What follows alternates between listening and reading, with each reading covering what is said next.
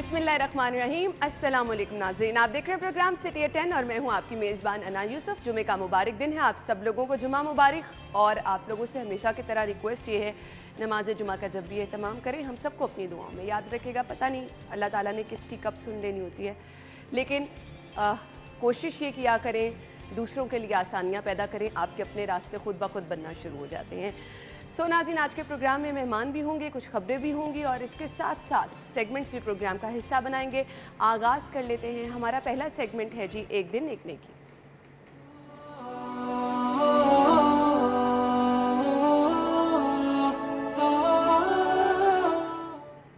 आज का पैगाम क्या है आपके साथ शेयर करेंगे। बिस्मिल्लाहिर्रहमानिर्रहीम। गीबत, मेरा ख़याल ये है कि ये सिर्फ़ एक अखलाकी मर्ज़ नहीं है, ये नफ्सियाती मर्ज़ भी है कि इंसान गीबत करता है, बैकबाइटिंग करता है और पीठ पीछे बैठकर किसी की बुराई करता है। यानी अखलाकी बीमारी तो या ये मर्ज़ इस हवाले से है कि अल्लाह सुब्हानहू व तआला ने कुरान मजीद में और रसूलुल्लाह सल्लल्लाहु अलैहि वसल्लम की बहुत सी अहादीस और रवायात हमें ऐसी मिलती हैं कि जिनमें गीबत से मना किया गया। कुरान पाक ने यहाँ तक फरमा दिया कि तुम एक दूसरे की गीबत ना करो, क्योंकि गीबत ऐसे है गोया कि तुम अपने मुर्दा भाई का गोश्त खाते हो। यानी गीबत अपने भाई या बहन किसी भी शख्स की किसी बुराई को बयान करना, किसी बात को बयान करना जो उसके अंदर मौजूद है, लेकिन अगर उसको ये मालूम हो कि आपने इस बात का ज़िक्र किया है तो वो उसको बुरा मानेगा, तो लिहाजा ये गीबत है। अगर वो बात उसके अंदर मौजूद नहीं है फिर उसकी निस्बत उसकी तरफ की जाती है तो इसको तोहमत कहते हैं और इस्लाम में इसकी सज़ा है। कुरान पाक इसकी 80 कोड़े इसकी सज़ा बयान करता है। यानी इस्लाम ये चाहता है कि एक ऐसा माशरा और समाज बने कि जिसमें अफवाहें ना हों, प्रोपेगेंडा ना हो, किसी के बारे में ऐसे ही खामखा बेपर्की नहीं उड़ा देनी चाहिए। तो गीबत दर हकीकत मैं ये समझता हूँ कि अखलाकी बीमारी तो है ही, ये एक नफ्सियाती बीमारी भी है। यानी बाद लोगों को ये आदत होती है, उन्हें इसी बात से तस्कीन मिलती है कि वो दूसरों की बुराई करें, दूसरों के बारे में खामखा की बातें कहें, तो उनको इस बात से बड़ी खुशी और बड़ी मुसर्रत मिलती है दूसरे की तौहीन करके और दूसरे की बेइज्जती करके। तो गीबत दर हकीकत इसी बात का ही नाम बनता है। हमारे माशरे में बदकिस्मती से कुछ बुराइयां ऐसी हैं कि जिनके बारे में अब हमें महसूस भी नहीं होता कि आया कि ये बुराई भी है या नहीं है। उनमें से गीबत भी है, एक झूठ भी है कि अब हमें मालूम और महसूस ही नहीं होता कि आया कि जो हम ये काम कर रहे हैं ये कितना बड़ा गुनाह है खुदा के नज़दीक। तो इसलिए हमारी ये कोशिश होनी चाहिए कि हम पीठ पीछे बैठकर अपने किसी भाई की बुराई ना करें।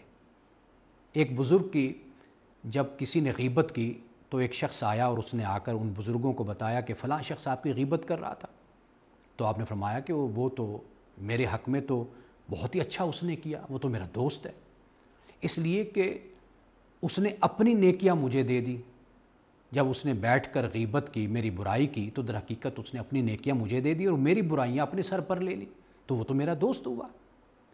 तो आप अंदाज़ा कीजिए कि ये गीबत कितना बड़ा गुनाह हो जाता है कि एक वो शख्स कि जो अच्छे काम करने वाला है, अगर वो गीबत करता है तो वो अपनी सारी नेकियों से महरूम हो जाता है और जिसकी करता है उस शख्स के गुनाह भी उसके सर पर आ पड़ते हैं।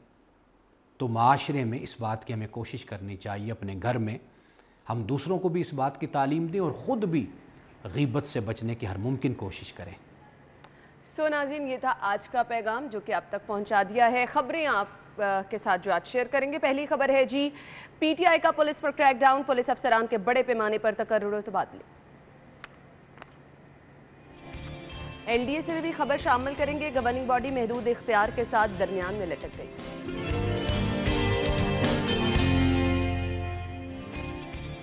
आता बहरान हकीकत क्या, ये भी आज के शो में आपको बताएंगे।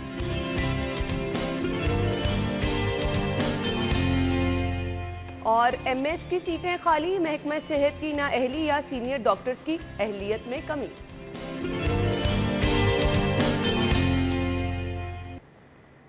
अच्छा जी, ये हैं हमारी आज की खबरें और डिटेल्स खबरों की हम जो है वो डिस्कस करेंगे। हमारे साथ स्टूडियो में हमारे सीनियर रिपोर्टर्स मौजूद हैं। इमरान यूनुस और इरफान मलिक ने हमें ज्वाइन किया। अस्सलाम वालेकुम। क्या हाल चले?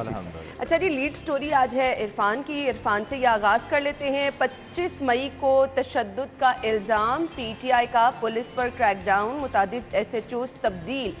डॉक्टर यास्मीन राशिद और सूबाई वज़ीर दाखिला कर्नल रिटायर्ड हाशिम डोगर की हिदायत के बाद शहर के कई SHOs को हटा दिया गया। DIG ऑपरेशन ने इंटरव्यू किए। क्या हो रहा है इरफान? ये अना देखें, पाकिस्तान तहरीक इंसाफ की जानिब से जब लॉन्ग मार्च का ऐलान किया गया था 25 को, तो उसमें जो उस वक्त हुकूमत थी पाकिस्तान मुस्लिम लीग नून की, उनकी जानिब से क्योंकि दफ़ा 144 लगाई गई थी और उसके नफाज जो है उस पर अमल दरामद के लिए पुलिस को कहा गया था किसी जगह के ऊपर भी मॉब इकट्ठा ना हो, तो उस पर मुकदमा दर्ज हुए, लाठीचार्ज भी हुआ। अच्छा, मैं आगे आप चलेंगे, लेकिन हर दौरे हुकूमत में पुलिस को ऑलमोस्ट यही अहकामात मिलते हैं। बिल्कुल। अब देखें उसके बाद हुआ क्या, जब पाकिस्तान तहरीक इंसाफ ने पंजाब में हुकूमत संभाली तो उससे पहले ही तमाम जो सीनियर क़यादत थी उनकी जानिब से मुख्तलिफ पुलिस ऑफिसर्स को टारगेट किया गया। उनकी तस्वीर सोशल मीडिया पर डाली गई जिनसे उनकी जान को भी खतरा जो है वो लाहक हो सकता था कि कोई जुनूनी जो है वो उनको कुछ भी नुकसान पहुंचा सकता है। लेकिन उन चीज़ों को परवाह किए बगैर ऐसे इकदाम किए गए कि उनकी तस्वीर जो है वो सोशल मीडिया पर डाली गई और कहा गया कि इनसे गिन गिन के बदले लिए जाएंगे। और यही वजह थी कि आपकी जो जितनी भी सीनियर क़यादत थी पाकिस्तान तहरीक इंसाफ की, उसकी जानिब से यही कहा जा रहा था कि 25 मई को जिन लोगों ने एकदम आज़ाद का तकद्दुस पामाल किया, हमें मारा, हम पे तशद्दुद किया, उनसे हम बदले लेंगे। और हुआ यही।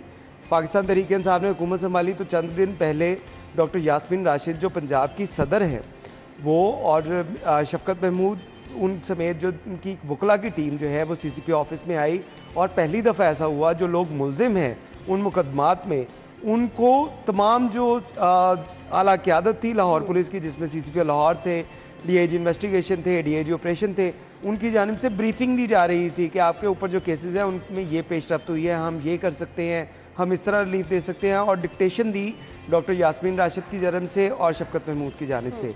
उसके बाद क्या हुआ कि वो मुकदमा ख़त्म करने का फ़ैसला किया गया। साथ साथ ये भी कहा गया कि जिन SHOs और DSPs इब्तदाई तौर पे उनको फौरी तौर पे अहदे पे हटाया जाए, क्योंकि मुहर्रम था, मुहर्रम में वो उस तरह फौरी तौर पे ट्रांसफ़र पोस्टिंग नहीं की जा सकती थी। आप देखें मुहर्रम ख़त्म हुआ तो फौरी तौर पे जो पहला काम किया गया वो यही है कि तमाम जो SHOs जो क्रैकडाउन में जो इन अफसरान के अहकामात के ऊपर ही करते रहे हैं और हुकूमत के अहकामात के ऊपर वो करते रहे हैं, उनको अहदों से हटा दिया गया। देखिए पुलिस का अगर हम बात करें, पहले कभी ऐसी मिसाल मिली है कि इस तरह से सियासी मामलात के भेंट अफसरान को चढ़ाया जाए? देखिए इतनी बड़ी तादाद में कभी नहीं हुआ। अच्छा। अभी तक आप देखें जब से इस हुकूमत ने पंजाब की भागदौड़ संभाली है, आपके DPOs, आपके AC, DC, इनके तबादलों का देखिए सिलसिला अभी तक नहीं रुका। और ये होता है कि जो भी हुकूमत आती है, नई हुकूमत आती है, लेकिन वो 2-4 दिन के अंदर अपने तमाम मामला ठीक कर लेते हैं। इंतकामी कार्रवाइयाँ इस तरह नहीं होती, क्योंकि अगर आप इन लोगों से इंतकाम लेना शुरू करेंगे तो ये वो लोग हैं जिन्होंने शहर के कानून मुहाफिज कहा जाता है, इनका मोराल आप डाउन कर देंगे। अगर आप एग्जाम्पल इनकी देखें तो सानिया मॉल्टन जो हुआ था उसमें 121 लोगों का इस्तगासा, और अब पाकिस्तान तहरीक इंसाफ की जानिब से ये भी कहा जा रहा है कि जो लोग सानिया मॉल्टन में मुलविस थे उस केसेस की जो है उनको भी फौरी तौर पे हम जो वाइंड अप की जानिब लेके जाएंगे। अदालतों में जो केसेस चल रहे हैं उनसे रिक्वेस्ट करेंगे कि इन केसेस को फौरी तौर पे ख़त्म किया जाए, यानी कि इनकी प्रोसीडिंग तेज़ की जाए। उसमें से 121 लोग जो अभी तक सज़ा तो नहीं खैर उन्हें मिली, केसेस उनके ऊपर मौजूद हैं, उसकी वजह से पुलिस का मोरल डाउन है। आप देखें कि अब हम ट्रेंड एक डेवलप क्या कर रहे हैं कि वो चाहे आपकी पुलिस है, सियासी तौर पर जो असर रसूख होगा, सियासी तौर पर जिस तरह से पुलिस को भी गाइड किया जाएगा, पुलिस उन हालात की मरहून मिन्नत रहेगी, पुलिस अपना काम खुद से कुछ नहीं कर सकेगी। उसकी वजह है कि आप जब सिफारिश के ऊपर अफसरान लगते हैं तो उनको ये होता है कि हमें जिसने सिफारिश के ऊपर लगाया है, कोई भी अफसर जब भी कोई सिफारिश पे लगेगा तो वो हमेशा उसकी रिस्पेक्ट करेगा ज़्यादा जिसने उसको लगाया है, सीट पे बिठाया है।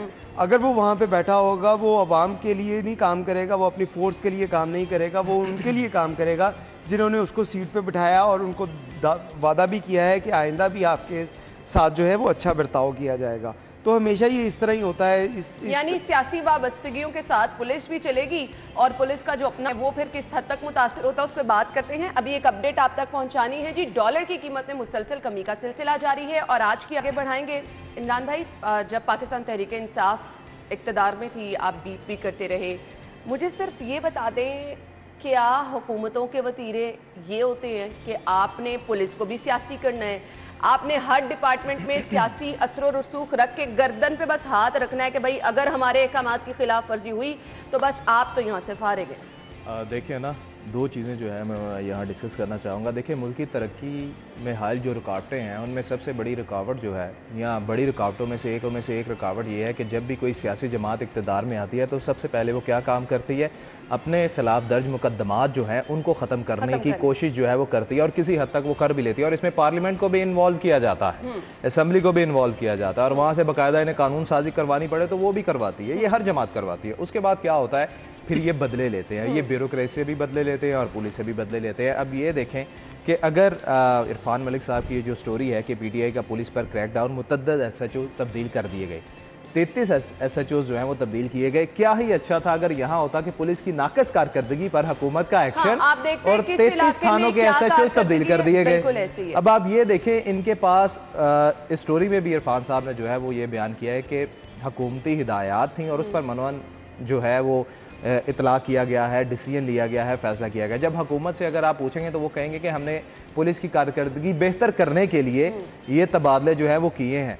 अगर पुलिस की कारकर्दगी बेहतर करने के लिए आपने ये तबादले किए हैं तो क्या 33 थानों की कारकर्दगी बिल्कुल सिफर रही? बिल्कुल। इसका जवाब जो है क्या हुकूमत दे पाएगी? हरगिज़ नहीं दे पाएगी। यकीनन ये बिलाशुबा हमने लास्ट प्रोग्राम में भी ये डिस्कस किया था कि जब पीटीआई को हुकूमत मिली थी, इरफान मलिक साहब और मैं यही डिस्कस कर रहे थे कि अब ये क्या करेंगे, अब उन एसएचओज़ का क्या बनेगा जिनके इलाकों में 25 मई को तशद्दुद किया गया था पीटीआई पर। स्पेशली यास्मीन राशिद साहिबा का भी हमने नाम जो है वो उसमें लिया था कि उनकी गाड़ी तोड़ी गई थी और क्या होगा, और वही चीज़ देखें वो ये सूरत हाल हो रही है। तो ये हर हुकूमत जो है वो करती है। पीटीआई जो आई है इसने इक़्तिदार संभालने से पहले, अगर हम वज़ीर आला पंजाब की बात करें तो उन्होंने इक़्तिदार संभालने से पहले ही ये कह दिया था कि अब मैं ब्यूरोक्रेसी और पुलिस को नहीं छोड़ूंगा। ये उन्होंने प्रेस कॉन्फ्रेंस के जरिए कहा था। ऐसे और खुल्लम खुल्ला ये सब बातें की गई। कोई इनको पूछने वाला नहीं है। मतलब ये है कि इनके पास जब पावर आ जाती हैं तो ये अवामी खिदमत की तरफ ध्यान नहीं देते। ये सिर्फ उस चीज़ को माइंड में रखते हैं कि हमने बदले किससे लेने हैं। तो यही मसला है कि ना हमारे इदारे तरक्की कर पाते हैं और ना हमारा मुल्क तरक्की कर पाता है। मुझे बताएं, पुलिस के अंदर क्या बाज़गश्त है? क्या वो इन चीज़ों से परेशान है? क्या वो समझते हैं कि उनको सियासत में ज़बरदस्ती धकेल के इंतकामी कार्रवाइयों का निशाना बगैर बना रहे हैं? उनका अपना काम भी मुतासिर हो रहा है। कुछ अफसरान की मुझे बताइएगा। अना देखिए, अफसरान से जो हमने बात की, अफसरान में कभी ऐसी चीज़ जो है वो उसका आंसर कभी नहीं नज़र आएगा आपको कि वो इस चीज़ से परेशान होंगे कि हमें अपना हमारा काम नहीं करने दिया जा रहा। उनको सिर्फ ये होता है कि हमें अच्छी पोस्टिंग मिल जाए, हमें अच्छे जो है वो बस हर किसी को अपनी अपनी पड़ी है। किसी को भी ये नहीं है कि हमने इस फोर्स को बेहतर करना है, हमने शहरियों के लिए ये चीज़ें बेहतर करनी है, हमने जराइम पेशा अफराद के लिए क्या कानून साजी। सॉरी टू इंटरप्ट यू, इसमें मेरे ख्याल से पुलिस अफसरान का कसूर नहीं है। जब उन्हें पता है कि हम जितनी मर्जी मेहनत कर लें हमारे तबादले जो हैं वो जाती पसंद और नापसंद पे हो जाने हैं, तो फिर हम क्या करें? हम अपने जो ऊपर बैठे हैं उन्हीं को खुश रखें, तो फिर वो चीजें फॉलो करते जाएंगे। बिल्कुल ऐसा ही होता है। हर बंदे को सिर्फ अपनी सीट प्यारी है। अब कोई ईमानदार ऑफिसर भी काम करना चाहे ना तो मेरे ख्याल से वो भी नहीं कर सकता। वो किस तरह ट्रेंड बन गया, ट्रेंड बन चुका है। देखिए, यही पाकिस्तान तहरीक इंसाफ थी, इन्होंने कहते थे केपी से हम अफसरान को लेके आएंगे और इसका पंजाब में जो पुलिस कल्चर है इसको तब्दील किया जाएगा। लेकिन क्या हुआ, नहीं तब्दील कर सके और ख़ुद अब वही काम करना शुरू हो गया। जैसे इमरान ने बात की कि हुकूमत कोई भी आती है तो वो सबसे पहले अपने मुकदमात ख़त्म करवाती है। यहाँ पे भी यही हो रहा है, अपनी मर्ज़ी की पोस्टिंग करवाई जा रही हैं। तो आप पुलिस कल्चर को किस तरह तब्दील कर सकेंगे? थाना कल्चर को जिसको तब्दील करने की बातें थी, जो कंटेनर पे खड़े होकर बातें की जाती थी कि थाना कल्चर को तब्दील करेंगे, पटवारी सिस्टम को तब्दील करेंगे, वाली तो कोई बात नहीं सच। देखिए, ये तमाम बातें, उनकी तमाम बातें अब तक झूठ साबित हुई और अभी भी पुलिस को उसी तरह इस्तेमाल किया जा रहा है, ब्यूरोक्रेसी को इस्तेमाल किया जा रहा है। आप देखिए, शहबाज गिल जिनको गिरफ्तार किया गया, उनकी जानिब से जो बयानात दिए गए थे कि आईजी और चीफ सेक्रेटरी में तुम्हारी कब्रों पे आकर जो है वो पीछा नहीं छोड़ूंगा तुम्हारा, वहाँ भी प्रेस कॉन्फ्रेंस करूंगा। इस तरह की जब बातें आप करेंगे, मैं कुछ दिन पहले जो है वो पाकिस्तान तहरीक इंसाफ के कुछ जो MPs थे उनसे मेरी मुलाकात हुई। उनका भी यही कहना था कि हमें 25 का बहुत गुस्सा है, हमारे घरों में जो है वो चादर और चारदीवारी का तकद्दुस, हम इनको छोड़ेंगे नहीं। और उनका ये तक कहना था कि हमने जैकेट समझे खुदकश पहनी है, अगर यहाँ पे कुछ ना हुआ तो हम इनके साथ वो करेंगे जो कोई सोच भी नहीं सकेगा। जब इस तरह की मेंटालिटी लेकर इंतकामी कार्रवाइयाँ लेकर आप हुकूमत में आएंगे, लीडर्स तो का आप ये सोच रवैया, सकते हैं कि सियासी रहनुमाओं का ये रवैया किसी भी सूरत काबिल कबूल नहीं। ना आह चीमा की जिंदा मिसाल सबके सामने है। लाहौर की तरक्की में उस शख्स का किरदार जो है ना वो जुटलाया नहीं जा सकता। ऐसे ही है। जब वो डीसी रहे हैं, जब वो डीजी एलडीए रहे हैं, उन्होंने शहर की तरक्की में बेपनाह खिदमत उनकी मौजूद है। और उनके साथ क्या किया, उनके खिलाफ निकला भी कुछ नहीं। वो बेचारा एक अरसे तक पिसता रहा है जेलों में, मुकदमात जो है वो और उसकी कंडीशन जो है वो हम देखते रहे हैं कि उन्हें कैसे जो है वो जेल में रखा जाता था। और निकला क्या है, कुछ भी नहीं निकला ना। पर ये सब चीजें हैं कि हर ऑफिसर जो है वो काम करने से भी जान छुड़ाता है कि जब हुकूमत चली जाएगी तो फिर हमारी पकड़ न हो जाए।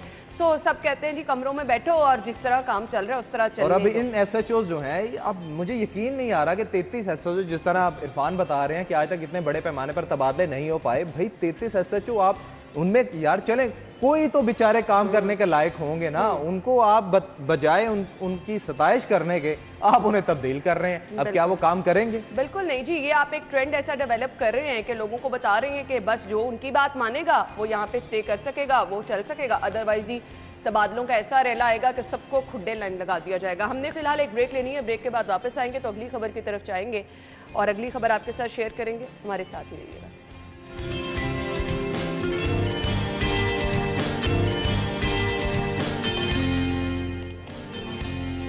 Welcome back. अपडेट है जी। अच्छा, आयशा मुझे बार बार कह रही थी कि उम्र का हद क्या है वो भी पूछ लें, लेकिन आयशा अभी आप इस फैसले से जो है काफ़ी दूर है, इसलिए थोड़ा सा इंतज़ार कर लें। ऑल दो ये एक अच्छा फैसला किया गया है। सो इरफान, इस खबर को किस तरह देखते हैं? अच्छा फैसला ना देखें, एक तो इसमें जो बात है कि इलेक्ट्रिक बसें चलाई जाएंगी, ये एक बहुत अच्छी चीज़ है कि देखिए पूरी दुनिया के अंदर अगर पेट्रोल की प्राइसेस बढ़ रही हैं तो सारी दुनिया उसके मुतबादिल की तरफ जा रही है। इलेक्ट्रिक कार्स आ रही हैं, इलेक्ट्रिक बसें आ रही हैं, इलेक्ट्रिक ट्रेन आ रही हैं। पोल्यूशन बढ़ चुकी है, पोल्यूशन, ये वक्त की अहम ज़रूरत है। देखिए पोल्यूशन और उसके साथ साथ महंगाई, इन दोनों को कंट्रोल करने के लिए ये बहुत ज़रूरी है चीज़ें कि आप इस तरफ नई टेक्नोलॉजी की जानिब जो है वो रवां दवा हो। यहाँ पे अगर बसें चलेंगी तो उसमें अगर वज़ीर आला पंजाब की जानिब से ये फैसला किया गया है ये बसें चलाएंगी तो सबसे पहले इसमें जो बुज़ुर्ग हैं उनको फ्री सहूलत फराहम की जाए। तो मैं समझता हूँ ये बड़ी अच्छी चीज़ है। वैसे भी जो बुजुर्ग हैं उनकी तादाद मेरा नहीं ख्याल कि इतनी ज़्यादा कोई वहाँ पे ट्रैवल करती होगी जिससे इसके बजट पे भी कोई फ़र्क पड़ेगा। हर जगह पे एक रिस्पेक्ट भी होनी चाहिए और उनको ये फैसिलिटी होनी भी चाहिए। चलिए जी, हम अपनी खबर की तरफ आते हैं जो अगली हमने डिस्कस करनी है। LDA की गवर्निंग बॉडी जमूत का शिकार और दीगर अहम अमूर जो हैं अब वो लटक जाएंगे, क्योंकि जी आपको ये बताएं गवर्निंग बॉडी के इख्तियारात को महदूद कर दिया गया है। ये LDA वाहिद वो अदारा है जहां पर मैंने जब किसी से सुने हैं मसाइल ही सुने हैं। तो अब जब इख्तियारात महदूद हो जाएंगे तो फिर तो मेरे ख्याल से मसाइल का अंबार लग जाएगा। जी इमरान भाई। देखिए जी, शहर में तरक्याती कामों के हवाले से देखें तो सबसे बड़ा इदारा भी यही है, LDA है। और सबसे ज्यादा लूटने वाला इदारा भी यही है। ये बजट जो है सबसे ज्यादा इसी को मिलता है। मसाइल जो हैं जिस तरह आप बता रहे हैं वो वाकई इसमें मौजूद हैं और यकीन जाने रातों रात जाली फाइलें जो हैं वो भी बन जाती हैं, जाली अलाटमेंट्स जो है वो भी हो जाती हैं, जाली ट्रांसफ़र जो है वो भी हो जाते हैं और ये आज के दिन तक भी हो रहे हैं, हो रहे हैं। लोग जो हैं वो भी दरख्वास्तें लेकर फिर रहे हैं। बहरहाल अगर बात करें कि LDA की गवर्निंग बॉडी के हवाले से तो इसका आखिरी बार इजलास जो है वो PTI की हुकूमत में ही जब वाइस चेयरमैन SM इमरान थे उनके दौर में जो है वो हुआ था। और उसके बाद से हमज़ा शहबाज जब साबिक वज़ीर जब आए वो जो है वो भी इस इजलास को नहीं बुला पाए। अब जो है वो परवेज़ इलाही साहब जो है वज़ीर आला वो भी अभी तक इसके इजलास को जो है वो नहीं बुला पाए। LDA गवर्निंग बॉडी के हवाले से अगर मैं आगाह करूँ तो LDA के जितने भी मामलात हैं, जितने भी अहम मंसूबे हैं, उनकी मंजूरी जो है गवर्निंग बॉडी ही देती है। इसके साथ साथ तनख्वाहें हैं, बजट है, जितनी भी मराहत हैं उनकी मंजूरी भी इसी में देती हैं। तरक्कियाँ जो हैं वो भी इसी इजलास में जो है वो दी जाती हैं। और अब आप ये देखें तो ये कुछ भी नहीं हो पाएगा। बिल्कुल ऐसे कुछ भी नहीं हो पाएगा, क्या हो ही नहीं रहा। जैसे मैंने बताया कि साबिक वज़ीर आला हमज़ा शहबाज के दौर में भी जो है ये इजलास नहीं बुलाया गया, चूँकि इसका इजलास जो है ना वो वज़ीर आला की जानिब से कॉल किया जाता है और LDA के तमाम तर जो मामला है इसी ने मंजूर करना होता है। चेयरमैन को भी इजलास बुलाने का इख्तियार नहीं है। जी बिल्कुल, वज़ीर आला का ये इख्तियार है, लेकिन हमारे यहाँ पर जो भी वज़ीर आला आ रहा है वो उसको सियासी तौर पर अपनी सियासी मसरूफियात से फुर्सत मिले तो वो इदारों की तरफ देखे ना, सियासी मसरूफियात या फिर इंतकामी कार्रवाइयाँ। अभी तो फिलहाल यही हम ट्रेंड देख रहे हैं कि बस ये सब चल रहा है, बाकी मामला जाए भाड़ में। लेकिन ये बहुत अहम मामला है, पब्लिक डीलिंग का सबसे बड़ा इदारा है, रोज़ाना हज़ारों की तादाद में लोग यहाँ जाते हैं लेकिन सुनवाई कोई नहीं है। जी इरफान। ना देखिए, जब हुकूमत LDA के इजलास, जो गवर्निंग बॉडी का इजलास कब बुलाएगी, जब उन्हें पता होगा कि हमने अवाम की फलाह बहबूद के लिए, अवाम की खिदमत के लिए कोई प्रोजेक्ट करने हैं, हमने नए प्रोजेक्ट लेके आएंगे, उनकी मंजूरी देंगे, तब ये चीज़ें होंगी। लेकिन अब जो भी हुकूमत आ रही है, देखिए इसमें पाकिस्तान तहरीक इंसाफ के दौर में जब जो है वो इजलास लास्ट बुलाया गया था, उसके बाद से इजलास ही नहीं बुलाया, यानी कि 5-6 माह से इसके ऊपर कोई भी काम नहीं हुआ। जितने भी लोग वहाँ पे बैठे हैं मुफ्त की तनख्वाहें ले रहे हैं और उनको अदारा जो है वो पे कर रहा है, लेकिन काम अगर बात करें उसमें तो काम कोई भी नहीं हो रहा, क्योंकि हुकूमत जो भी आ रही है उसके पास इतनी फुर्सत ही नहीं है कि वो अवाम की खिदमत के लिए कुछ सोच सके। उसकी अभी तक तमाम तर जो प्लानिंग है, जो भी हुकूमत आ रही है, हमज़ा शहबाज आए तो उसके बाद उनकी तमाम तर फोकस ये था कि हम अपने मामलात को किस तरह सेटल करें, हम लोगों को अपने साथ किस तरह इल्हाक करें, हम इलेक्शन को किस तरह जो है वो आगे लेके जाएंगे, उनकी प्लानिंग ये थी। अब चौधरी परवेज़ लाई ने जब हुकूमत संभाली है तो उसके बाद भी उनको यही, उनके ऊपर भी तलवारें लटक रही हैं, कभी इलेक्शन कमीशन से, कभी कहीं से। तो ये मामलात अभी उनके भी स्ट्रीमलाइन नहीं हुए और यही लग रहा है कि अगले साल एक तक जो है, जब तक ये हुकूमत जो है अब स्ट्रीमलाइन नहीं होती या जनरल इलेक्शन नहीं होते, तब तक ये हालात इस तरह ही रहेंगे। कोई नया प्रोजेक्ट आप सोचे भी ना, क्योंकि उसके लिए आपको बजट देना है, उसके लिए आपको फाइनेंस के साथ साथ प्लानिंग करनी है। तो प्लानिंग करने वाले जो हैं वो अपनी प्लानिंग कर रहे हैं कि हमने अपना फ्यूचर किस तरह सेव करना है, उनको अवाम के फ्यूचर्स के साथ या अवाम के इश्यूज़ के साथ उनको कोई सरोकार नहीं है। और इसी वजह से आप देखें कि 6-7 माह से LDA की गवर्निंग बॉडी का इजलास नहीं हुआ जिसने तमाम जो फैसला साजी करनी है, और इसी वजह से ये सारा जो जमूद का शिकार है। और आइंदा भी आप 5-6 माह इसको ऐसे ही देखेंगे कि इसके ऊपर कोई वर्किंग नहीं होगी। अगर इस खबर के बाद, आपके हाईलाइट करने के बाद हो सकता है कोई इजलास बुला लिया जाए, लेकिन उस पर भी आप यही देखेंगे कि सिर्फ इजलास की हद तक होगा, उसमें आगे कोई प्लानिंग नहीं होगी, उसमें वर्किंग कोई नहीं होगी। उसमें होगी या जो बातचीत होगी उस पर इम्प्लीमेंट होते जो है वो कितना टाइम लगेगा, ये तो अभी कुछ कहा ही नहीं जा सकता। खैर ये मामलात हैं जी, डायरेक्ट इससे मुतासर कौन हो रहे हैं जी? आम लोग हो रहे हैं। एक बड़ा इशू हम देख रहे हैं शहर में सर उठा रहा है, पोश इलाके हों या फिर दूसरी आम मार्केटें हैं, आटे का बहरान है। बेसिक इसकी रीज़न क्या है, वजूहात क्या है, कितने लोग मुतासर हो रहे हैं, ज़ख़ीरा अंदोज़ी जिन लोगों ने की है, इंतजामिया उसके लिए कितने मुतहरिक है, इस पर हमने बात करनी है। ब्रेक लेंगे, ब्रेक के बाद आएंगे इस खबर पर हमारे साथ ही।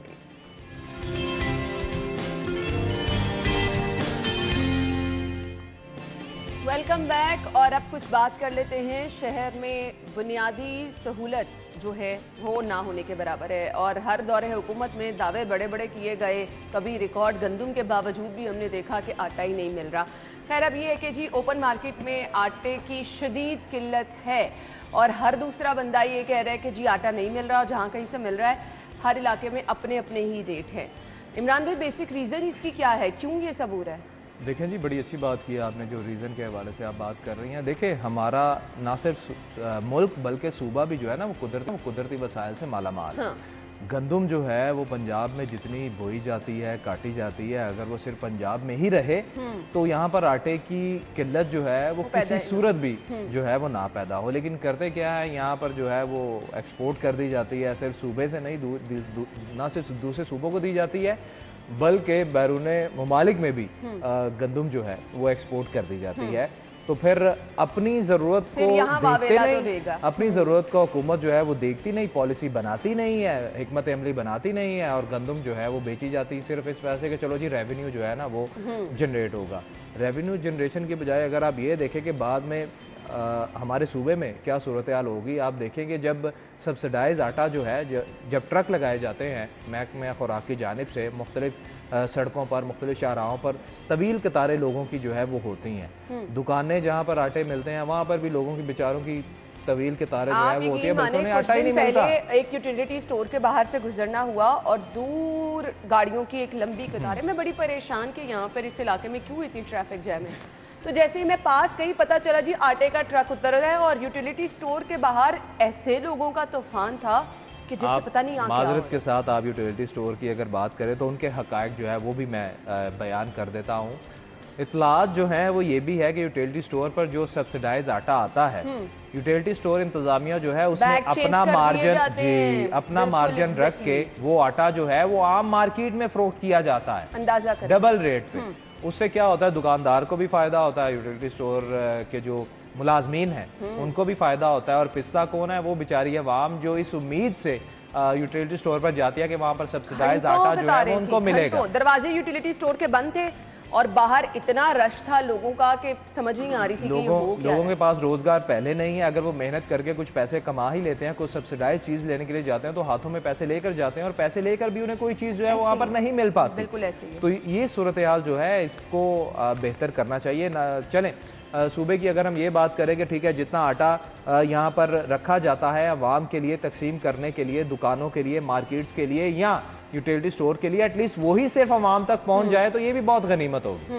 बिल्कुल। तो हालात जो है वो बहुत बेहतर हो सकते हैं, लेकिन इसके लिए प्रॉपर प्लानिंग की जरूरत है जो कि नहीं होती। शहबाज साहब जब वजीर आला थे तब भी उन्होंने कहा था सब्सिडी आटे पे दी जाएगी, अवाम को सस्ता आटा मिलेगा, तब भी हालात यही रहे।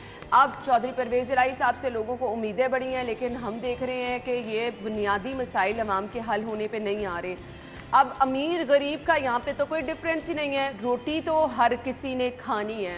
और अमीर लोग या जो अफोर्ड कर सकते हैं उनके पास तो चलें ऑप्शंस होती हैं कि नाश्ते में कुछ और खा लें या बाहर से नान वगैरह मंगवा लें। गरीब बेचारे ने खानी ही रोटी है, वो चाहे नाश्ता है, वो चाहे दोपहर का खाना है, चाहे रात का खाना है। जी इरफान। ना ये बात बिल्कुल ठीक है कि पंजाब में ज़रूरी हमारा सूबा है, इतनी गंदम की पैदावार होती है। अब अप्रैल में अगर हम बात करें जब गंदम की कटाई होती है अप्रैल के मिड में कटाई हुई और उस वक्त जो रेट था वो 1900 रुपया सरकारी रेट रखा गया था। 2100 रुपये की मार्केट में फ़रोख्त होना शुरू हुई। अप्रैल ख़त्म हुआ तो उसके बाद मई के अंदर आपको बताया कि वो रेट जो था वो 2500 तक पहुंच गया। और अब ये सूरत हाल है कि इस इतने ज़रखेज़ और ज़रूरी सूबे के अंदर जो गंदम है वो आपको 4000 रुपया मन जो है, यानी कि 100 रुपये का केजी जो है वो गंदम आपको मिल रही है। तो उसके बाद आप सोचते हैं कि ये यूटिलिटी स्टोर पर रश ना हो, ये पॉसिबल नहीं है, सवाल ही नहीं पैदा होता। खैर इरफान, हमारे पास वक्त कम, ज़रूर इस पर जो है वो नोटिस लेना है इंतज़ामिया को भी और वज़ीर आला पंजाब को भी, फौरी तौर पर आवाम को रिलीफ देने के लिए। कम से कम ये रिलीफ देने का सबसे बुनियादी जो है वो मौका है और बुनियादी ज़रूरत है आवाम की। चले महंगी बिजली, महंगा पेट्रोल, ये तो जो अफोर्ड कर सकेगा वही करेगा ना, लेकिन रोटी आप एक आवाम की पहुंच से दूर कर देंगे तो फिर क्या बेचारे लोग कहाँ जाएंगे, बहुत मुश्किल है लोगों के लिए। सो इस पर फौरी तौर पर जो है नोटिस लेना चाहिए और आवाम के लिए कुछ ना कुछ अनाउंस करना चाहिए रिलीफ की सूरत में। थैंक यू सो मच, बहुत बहुत शुक्रिया। नाज़रीन ब्रेक, हेडलाइंस और फिर शो में आते हैं।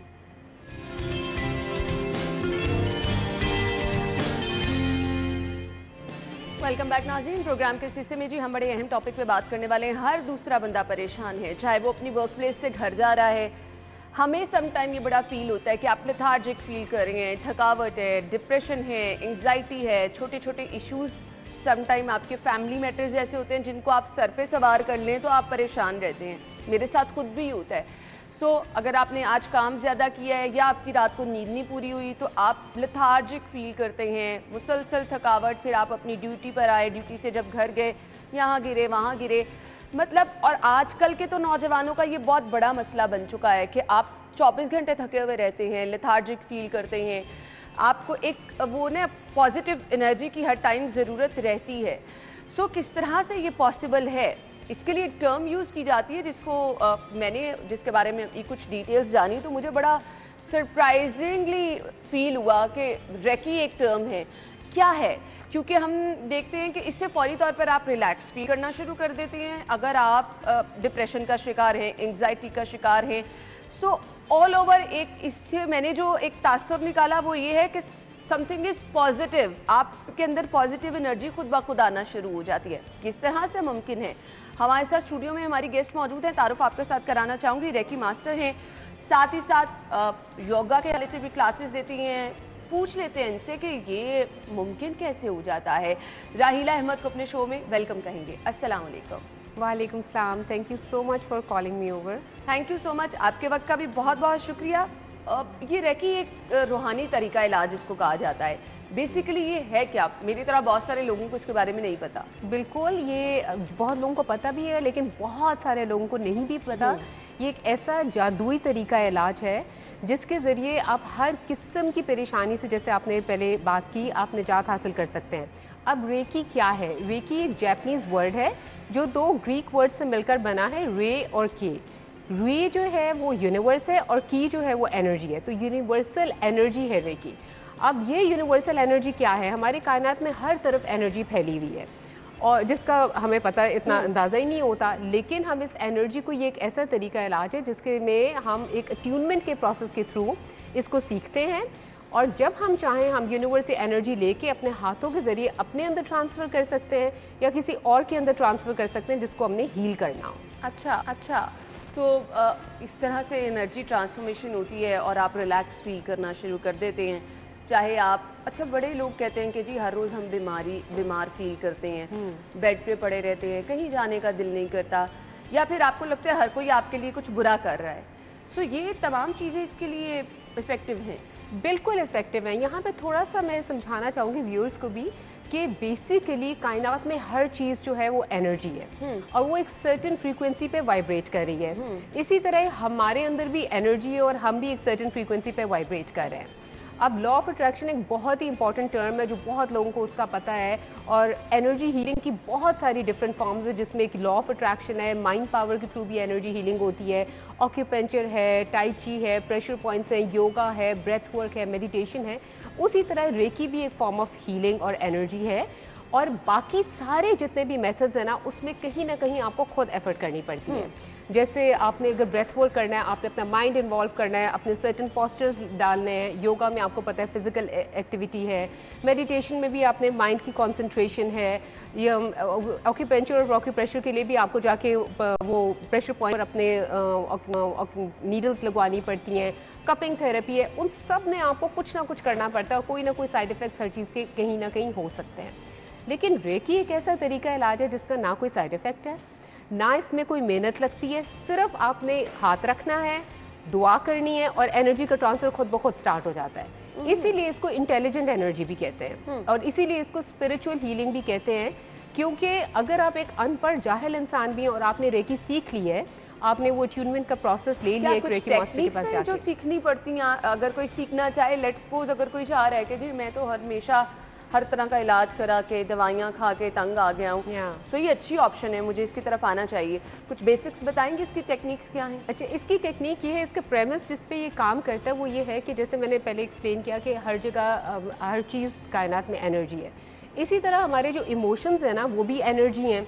अब जब भी हम सैड होते हैं या डिप्रेस्ड हैं या टेंशन है, स्ट्रेस है, तो वो एक सर्टेन वाइब्रेशनल फ्रीक्वेंसी है जो हमारे सेल्स के अंदर वो एनर्जी स्टोर्ड होती है। अब जब हम रेकी करते हैं, हाथ रखते हैं, तो पॉजिटिव एनर्जी कायनात से आती है और उस नेगेटिव एनर्जी को रिलीज़ कर देती है। तो आपने खुद कुछ नहीं करना, आपने बस लेटना है और जो रेकी हीलर है या रेकी मास्टर आपको खुद ब खुद हील कर देगा और आप सिर्फ रिलैक्स होके उठ जाएंगे। सो इसलिए ये बहुत ही मिरेकलस है। अब सीखने की अगर हम बात करें तो इसका एक प्रोसेस है जिसको हम अट्यूनमेंट का प्रोसेस कहते हैं, यानी कि आपका जो मैग्नेटिक फील्ड है, अब मैग्नेटिक फील्ड क्या होता है, हर इंसान का एक ऑरा है। मेरे आसपास की जितनी एनर्जी है वो मेरा ऑरा है, आपके आसपास की एनर्जी जो है वो आपका ऑरा है, और ये ऑरा बनता है चाक्रा से। चाक्रास क्या है? ये एनर्जी सेंटर्स हैं हमारी बॉडी में। जब हम अट्यूनमेंट करते हैं तो हम सारे चाक्रास की एनर्जी को बैलेंस करते हैं और उसको ट्यून कर देते हैं यूनिवर्सल फ्रीक्वेंसी के साथ, ताकि आप जब चाहें आपके लिए वो कनेक्शन ओपन हो गया। बिल्कुल उसी तरह जैसे हम एक मोबाइल फ़ोन चार्ज करते हैं, उसकी तार लगा दी, तो अट्यूनमेंट का मतलब ये है सिंपल टर्म्स में कि आपको वो तार मिल गई, आपने बस ऑन ऑफ करना है एक दुआ के ज़रिए।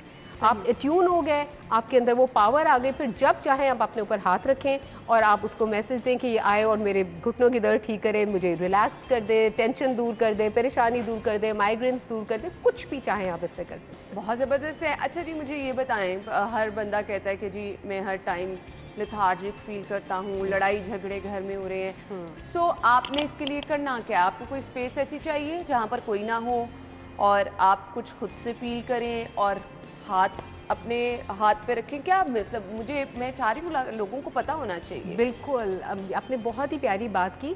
अब जैसे हर चीज़ के अंदर बहुत ज़्यादा डिफरेंट चीज़ें, एलियन चीज़ें डाल देते हैं और उसको बहुत कॉम्प्लिकेट कर देते हैं। रेकी में कोई खामोशी की ज़रूरत नहीं है, कोई सेपरेट। जैसे अभी मैं आपके साथ बैठी हूँ, अगर मैं चाहूँ तो अभी शो में बात करते करते मैं अपने लिए रेकी ओपन कर सकती हूँ। और जहाँ तक आपने बात की लेथार्जी की, और तो वो छोटा सा मैं एक टिप भी शेयर करती हूँ कि अगर कोई लोग चाहे तो अपनी लेथार्जी को कैसे दूर कर सकती है एनर्जी हीलिंग के थ्रू। जैसे मैंने जिक्र किया चाक्रास का, जैसे हमारा हार्ट है जो कि ब्लड पंप करता है और सप्लाई करता है पूरी जिस्म के अंदर, इसी तरह हमारे जिस्म में एक पैरेलल सिस्टम है एनर्जीज का जिसको हम चाक्रास कहते हैं। चाक्रास आप समझ लें स्पिनिंग व्हील्स ऑफ एनर्जी हैं जो पूरी बॉडी में एनर्जी प्रोवाइड करता है। अब जब भी हम लेथार्जिक फील करते हैं तो उसका ताल्लुक हमारे रूट चाक्रा से है जो कि हमारी टेल बोन पे है, जहाँ स्पाइन एंड होती है टेल बोन। अगर ये स्पाइन है तो ये टेल बोन है, तो यहाँ पे एक चाक्रा स्पेंड कर रहा है। आपने उस चाक्रा को कैसे एक्टिवेट करना है? रेकी के थ्रू तो बहुत आसान है। अगर आपने रेकी सीखी हुई है, आप सिंपल अपने दोनों पाँव ज़मीन पे रखेंगे, आप मैसेज देंगे कि रेकी मेरे अंदर आए, मेरे चाक्रा में जाए और उसको एक्टिवेट कर दे और मुझे एनर्जाइज कर दे। अब अगर आपने रेकी नहीं सीखी हुई और आप फिर भी चाहते हैं कि आप एनर्जाइज हो जाएं, तो आपने सिंपल सिर्फ दोनों पाँव ज़मीन पे रखने हैं और 3 डीप ब्रेथ्स लेने हैं, पूरा कनेक्शन अर्थ के साथ फील करके, और फिर अपनी तवज्जो अपने टेल बोन पे ले जानी है और आपने उधर गहरे सांस लेते रहना और इमेजिन करना है कि वहाँ से रेड लाइट एनर्जी आपके जिस्म के अंदर से आपके वहाँ से निकल के तो आपके टांगों के ज़रिए ज़मीन में जा रही है और फिर वापस ज़मीन से एनर्जी ऊपर आ रही है। विदिन 5 मिनट्स आप एनर्जाइज हो जाएंगे। बहुत ज़बरदस्त जी। तो ज़रूर आप लोगों ने जी ये करके हमें फीडबैक भी देना है। अच्छा जी, अब हमारे पास कौन कौन सी ऐसी प्रॉब्लम्स हैं जिनका रेकी में इलाज मौजूद है? अच्छा, आप ये पूछें कि कौन सी प्रॉब्लम्स ऐसी हैं जिनका इलाज मौजूद नहीं है। Reiki is so amazing. इधर मैं अपनी एक छोटी सी अपनी पर्सनल स्टोरी ज़रूर शेयर करना चाहूँगी कि मैंने रेकी सीखी अपने लिए थी क्योंकि मुझे एक लाइलाज बीमारी हो गई थी आई साइट की, और डॉक्टर्स ने कहा था 3 साल के बाद ये ब्लाइंड हो जाएगी। अच्छा। और फिर मुझे हमें रेकी का पता चला है, मैं वेंट टू दुबई, वहाँ से मैंने रेकी सीखी और मेरी रेकी मास्टर ने मुझे कहा था कि ये एक तरह का, खैर उसने तो सदका जारिया नहीं कहा था, ये बाद में मुझे समझ आई कि रेकी इस तरह से काम करती है कि जितना ज़्यादा आप दूसरों को हील करते हैं उतना आप खुद हील होते हैं, क्योंकि आप एक चैनल हैं, आपके थ्रू होके एनर्जी दूसरे इंसान के अंदर जा रही है। तो जितनी दफ़ा आप किसी को करेंगे आप भी उसमें हील होंगे, तो इसका डबल फ़ायदा है। तो इसलिए हर किस्म की लाइलाज बीमारी ठीक होती है जिसका कोई इलाज मेडिकल साइंस में पॉसिबल नहीं है। मैं एक लिविंग एग्जांपल हूँ। उसके अलावा आपके टेंशन है, डिप्रेशन है, एंग्जाइटी है, स्लीप डिसऑर्डर है, हर किस्म की इमोशनल प्रॉब्लम्स ठीक होते हैं, हर किस्म की फिजिकल एलिमेंट्स, क्योंकि every disease is basically a disease of the mind. तो जब हमारी बहुत देर तक अक्यूमुलेट होती रहती है सैडनेस, वरी, एंगर, डिप्रेशन, तो वो कहीं ना कहीं ट्यूमर बना देती है, कहीं वो हार्ट डिजीज़ बन जाता है, कहीं डायबिटीज़ बन जाता है।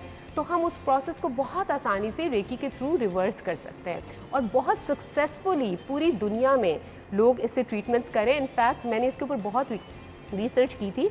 अमेरिका में हॉस्पिटल्स में सेपरेट रेकी वार्ड्स हैं जहाँ पे लोग खुद वॉलंटियरली जाके रेकी करवाते हैं, क्योंकि reiki is a form of complementary medicine.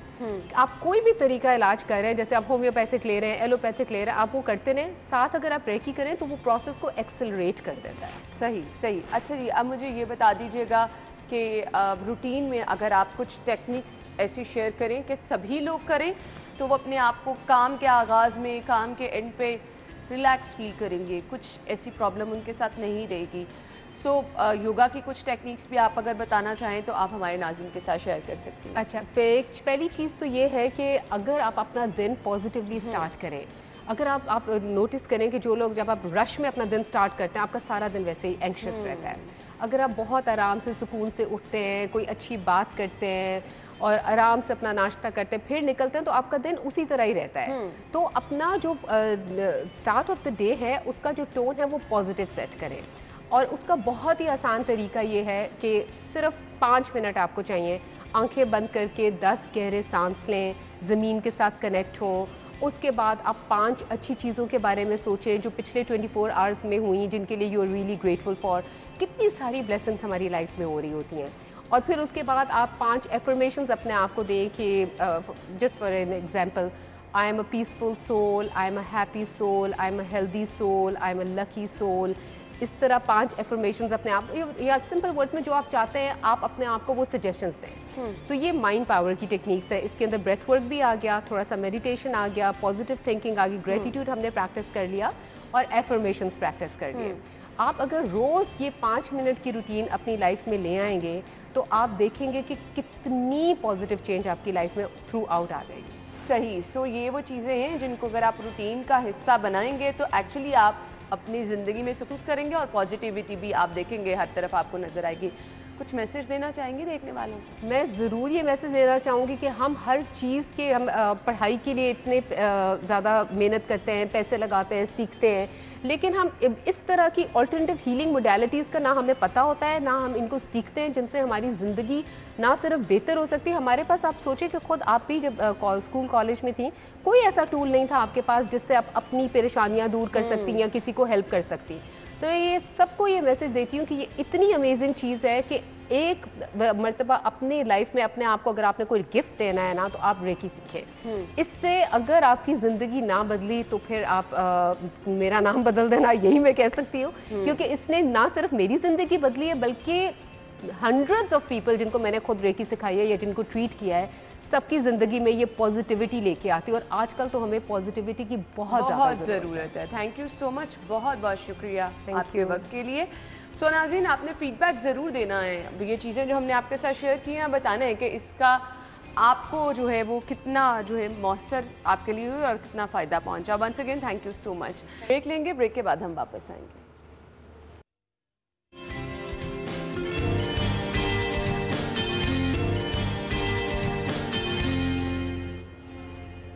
Welcome back. अभी एक अपडेट आप तक पहुंचा देते हैं। खबर है जी, बीबी पाक दामन मज़ार कब्रिस्तान की तज़ीन व आराइश से मुतल्लिक दरख्वास्त है और बीबी पाक दामन मज़ार कब्रिस्तान पर काम रोकने की इस्तदा को मुस्तरद कर दिया गया है। सो नाज़रीन, प्रोग्राम के इस हिस्से में जी बात करने वाले हैं, आज इंटरनेशनल यूथ डे है। सो नौजवानों का किरदार हमारी सोसाइटी में क्या है, इससे तो इनकार ही नहीं किया जा सकता। जिस पॉजिटिव एनर्जी की अभी हम बात कर रहे थे ना, वो मेरे ख्याल से पॉजिटिव एनर्जी आपको आती ही आपकी यूथ से है। जितनी आपकी यूथ एक्टिव होगी, जितनी आपकी यूथ आपको हर फील्ड में काम करती नज़र आ रही होगी, पॉजिटिव एनर्जी के साथ जितनी आपकी यूथ होगी, उतना ही आपकी सोसाइटी जो है उसमें आपको कामयाब लोग भी नज़र आएंगे और एक खुशहाली वाला अंसर जो है वो आपको सोसाइटी में नज़र आएगा। लेकिन आज का नौजवान मुझे परेशान भी लगता है, आज का नौजवान मुझे थका हुआ भी लगता है, आज का नौजवान डिसअपॉइंटेड भी लगता है। क्यों, ऐसा क्यों है? और यूथ के लिए मोटिवेशन कहाँ से आ सकती है? यूथ को एक्टिव कैसे होना है? अपने लिए रास्ता अब खुद बनाना है। बहुत सारी चीज़ें मौजूद हैं, बस आपने हीला करना है तो वसीला खुद ब खुद बन जाएगा।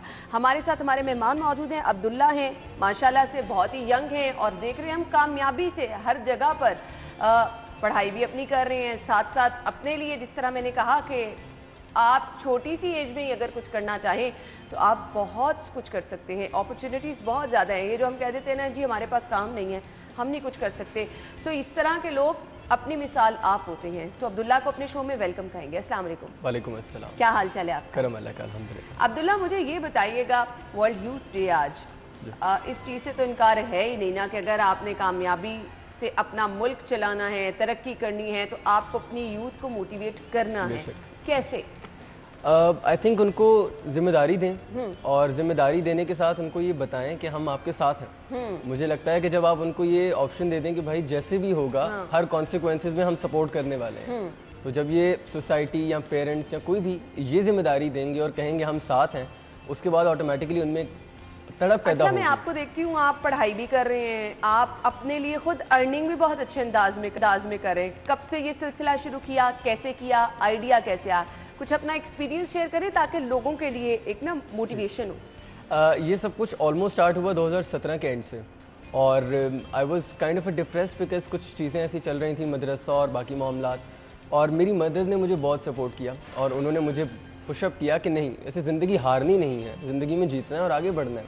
सो there it started and ultimately ये हुआ कि जो सारी चीज़ें मैनेज हो रही हैं उनके ऊपर तो बस इतना कहूँगा अल्लाह करवा रहा है और हो रही हैं। ये वो तो भैया तवक्कुल है मेरा कि अगर मैं अपनी कोशिश करता रहूंगा तो चीज़ें अल्लाह मैनेज करवा देगा। बिल्कुल ऐसे ही है, ऐसे ही है। लेकिन कोशिश तो करनी पड़ती है ना। कोशिश वो तो आपने करनी कोशिश है। कैसे, स्ट्रगल कैसे स्टार्ट की, मैं यहीं से ही आपसे बातचीत का सिलसिला आगे बढ़ाऊंगी। क्या कहना था, ब्रेक लेंगे, ब्रेक के बाद वापस आते हैं।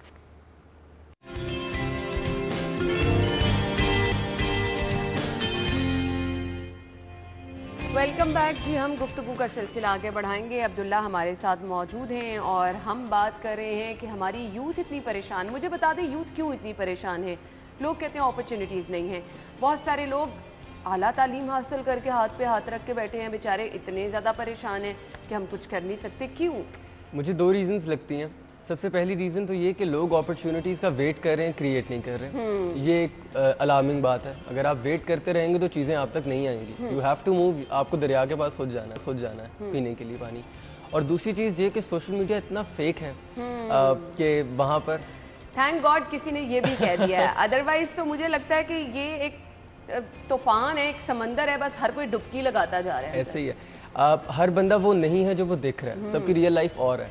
तो वो इतना बच्चों को भी और यूथ को भी ऐसे बना देते हैं ना कि यही परफेक्ट लाइफ है, और जब वो उस तक नहीं पहुंच सकते, जो कि वहां तक वो बंदा करने वाला भी नहीं पहुंचा, तो उनको लगता है कि मेरी तो जिंदगी वेस्ट हाँ, है। मैं तो भाई दूसरे इतनी सुकून की जिंदगी गुजार रहे हैं। हालांकि जो चीजें शोशा लोग दिखा रहे होते हैं सही है। वो सिर्फ वहां तक ही होती है। किसी की जिंदगी उस तरह की नहीं है जो चीजें हम इवन टिकटॉक्स पे देखे लोग हर रोज। अक्सर लोग तो औरों के आईफोन लेके पिक्चर्स लगा रहे हैं। बिल्कुल ऐसे ही है, बिल्कुल ऐसे ही है। सो मुझे ये बता दें कि हमारा नौजवान कामयाब किस तरह हो सकता है, करना क्या है? वेरी बेसिक आंसर इज कि वो अपना इल्म बढ़ाए जिस हद तक बढ़ा सकता है। ये बहुत अच्छी चीज है। अपनी ईगो मार दे। हम लोग मेहनत करने से जान छुड़ाते हैं हाँ, अब्दुल्ला। डरते हैं। हम कहते हैं बस आज कोई काम स्टार्ट किया है तो बस उसका हमें फीडबैक आना शुरू हो हज़ारों जाए, साल लगते हैं। ढेरों पैसे कमा लें बस फटाफट। किसी भी नेशन को बनते बनते इतना टाइम लगता है। और किसी बंदे को, मैं हमेशा एक चीज़ कहता हूँ कि जब मैं एक मरतबा एक बहुत फेमस यूट्यूबर के साथ था और उन्होंने मुझे कहा कि अब्दुल्ला 1000 वीडियोस बनाओ, नहीं चलती तो 1000 और बना लो। I was लाइफिंग। मैंने कहा यार 1000 वीडियोस बनाना काम है। आपने अगर कहीं पर सक्सेसफुल होना है तो गिव दैट थिंग 5 और 6 ईयर्स। आप ऐसे नहीं कह सकते कि मैं आज मैंने वीडियो बनाई और कल मैं सारे चैनल्स पर मौजूद हूँ। That's not possible. तो आपको चीज़ों को वक्त देना है और आपको मेहनत करनी है, ईगो मार देनी है। आइडियाज़ क्या होनी चाहिए? कुछ ऐसी आइडियाज़ नौजवानों के साथ शेयर करना चाहोगे कि आपको कम अज़ कम अपने लिए कुछ बेहतरीन नज़र आना शुरू हो जाए? मैं ये कहूँगा कि पिक योर टैलेंट। मुझे बहुत अच्छे स्केच आर्टिस्ट मेरे दोस्त हैं और वो स्केच इसलिए नहीं करते कि उनको लगता है कि लोग हमें हकीर समझेंगे। और मैं सिर्फ ये कहूँगा कि कोई काम छोटा बड़ा नहीं है। शुरू जब मैंने भी किया था तो मेरे 7 व्यूज़ थे और 5 मेरे फैमिली मेम्बर्स थे, तो वो 2 ही लोग थे, कोई हसीन। तो मैं सिर्फ इतना कहूँगा कि कहीं से भी स्टार्ट करें, लेकिन स्टार्ट कर लें और वो काम करें जिसको आप एंजॉय करते हैं, क्योंकि अगर आप कोई थोपा हुआ काम करेंगे तो आप कभी भी ज़िंदगी में खुश नहीं रहेंगे। अच्छा, कुछ ऐसी टिप्स बता दें, क्या कम्युनिकेशन की बेहतर होनी चाहिए किसी भी काम के लिए? ओवरऑल अगर आप कुछ बिजनेस करना चाह रहे हैं, आप सोशल मीडिया पे कुछ करना चाह रहे हैं, कुछ बेसिक्स आपको जो लगता है कि हमें सबको इम्प्रूव करनी है, वो क्या है? 3 चीज़ें हैं। एक तो आपको कन्विंस करना आना चाहिए। आपका क्लाइंट है, आपका कोई और टीम मेंबर है, कन्विंस करना आना चाहिए। नंबर 2 जो सबसे इंपॉर्टेंट है, वो आपको बात को पहुंचाना आना चाहिए। कम्युनिकेशन से रेलेवेंट ही है कि आपको अपनी बात को एक्सप्लेन करना आ जाए। और तीसरी चीज़ है, आपको क्रिएटिव होना पड़ेगा। क्रिएटिव होना पड़ेगा, कुछ डिफरेंट करना पड़ेगा, अदरवाइज अपॉर्चुनिटी। वो आपकी ड्रेसिंग से लेकर आपकी लाइफ तक क्रिएटिविटी होनी चाहिए। बिल्कुल आपने सही कहा। कुछ मैसेज देना चाहेंगे नौजवानों को? मैं बस इतना कहना चाहूँगा कि अपनी ज़िंदगी को खुद ओन करें, क्योंकि उसके फ़ायदा नुकसान आपका होने वाला है। आपकी फैमिली मेंबर्स को 4 दिन से ज़्यादा फ़र्क नहीं पड़ेगा। और आसान भी आपने अपनी ज़िंदगी को खुद बनाना है। अल्लाह ने आपको जिम्मेदारी दी है, अपनी जिम्मेदारी खुद निभाएं, खुद आगे बढ़ें। और हीला करना पड़ेगा। मैं बताना है शहर का मौसम इस वक्त कैसा है, और कल भी सारा दिन हवाएं चलती रहीं। आज के हवाले से क्या प्रेडिक्शन है? कोमल की तरफ जाते हैं। जी कोमल। लाहौर में नीले नीले अंबर पर स्याह बादलों का बसेरा है। ठंडी हवाएं चल रही हैं। सुबह के औकात में मुख्तलिफ इलाकों में हल्की हल्की बूंदाबांदी रिकॉर्ड की गई और मौसम काफ़ी ज़्यादा सुहाना और खुशगवार इस वक्त हो चुका है। और माहिरीन की जानिब से बताया जा रहा है कि आज जो है वो मौसम काफ़ी ज़्यादा सुहाना रहेगा और दर्जा हरारत में कमी भी होगी। इस वक्त भी दर्जा हरारत जो है वो 31 डिग्री सेंटीग्रेड रिकॉर्ड किया जा रहा है और मौसम जो है वो काफ़ी ज़्यादा दिल फरेब है। शहरी जो है इस मौसम को एंजॉय करने के लिए मुख्तलिफ पार्कों में एक्सरसाइज करते हुए नजर आ रहे हैं, क्योंकि सुबह की वर्जिश जो है वो सेहत को काफ़ी ज़्यादा सेहतमंद रखने में मददगार साबित होती है और काफ़ी ज़्यादा मुआवन भी है। तो इसलिए शहरी जो है वो मुख्तलिफ पार्कों का रुख करते हैं ताकि वर्जिश के फ़ायदे उठा सकें। और इस वक्त दर्जा हरारत जैसे कि 31 रिकॉर्ड किया जा रहा है और आइंदा 24 घंटों के दौरान कम से कम दर्जा हरारत 26 रहेगा और ज़्यादा से ज़्यादा 34 डिग्री तक जाएगा, जबकि हवा में नमी का तनासुब 70% और हवा की रफ्तार 10 किलोमीटर फी घंटा के हिसाब से रिकॉर्ड की जा रही है। और शहरी आज मौसम को काफ़ी ज़्यादा इंजॉय भी करते हुए नज़र आ रहे हैं। और मैं आपको ये भी बताती चलूँ, जहाँ एक तरफ मौसम खुशगवार होता है, वहीं दूसरी जानिब हमारे शहरी इस मौसम को एंजॉय करने के लिए कोई ना कोई जो है वो तरीका निकाल लेते हैं और कोई ना कोई प्लान वगैरह तैयार कर लेते हैं। तो आज में यकीनन शहरियों ने कहीं ना कहीं जाने का प्लान किया होगा ताकि इस खुशगवार मौसम को अच्छी तरीके से enjoy Komal, thank you so much. इसी के साथ ही प्रोग्राम का वक्त पहुंचा इख्तिताम को। आपसे कल मुलाकात होगी, तब तक ख्याल रखिएगा। अल्लाह हाफिज़।